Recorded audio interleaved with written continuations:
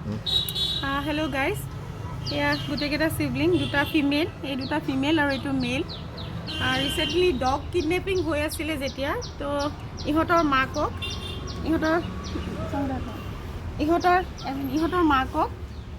এইখিনিৰ পৰাই সন্মুখৰ পৰা উঠাই লৈ গুচি গ'ল। তেতিয়াৰ পৰাই এই দাদাহঁতৰ ঘৰতে ফেমিলিটোৱে ইহঁতক চাই ডাঙৰ কৰি আছে। ইহঁতৰ এটা চিবলিং ৰোড এক্সিডেণ্টত ঢুকাইছে, তো হয়তো বাইকে হিট কৰিছে বা টমটমে হিট কৰিছে, আমি ধৰিব নোৱাৰিলোঁ। তো একদম আৰ্জেণ্ট এটা এপিল হয় আপোনালোকক, আহি পেলাই ইহঁতক চাই এডপ্ট কৰক। মেল ফিমেল দুটা ফিমেল আছে, এইটো আৰু এইটো এটা ফিমেল আছে আৰু এইটো এটা মেল হয়। তো ইহঁতক এডপ্ট কৰাটো আমাৰ এতিয়া ফাৰ্ষ্ট প্ৰায়ৰিটি হৈছে, কাৰণ ইহঁতৰ কাৰণে এতিয়া ৰিস্ক হৈছে, ৰাখিব নোৱাৰি। মাক থকা হৈ থাকিলে হয়, এতিয়া মাক নাই কাৰণে গুচি গুচি যায়। আৰু দেখিছে আপুনি আপোনালোকে চাব, বাউণ্ডেৰী নাই, মানে এইফালে গেট নাই, তো সিহঁতক ৰাখিব বহুত কষ্ট হয়।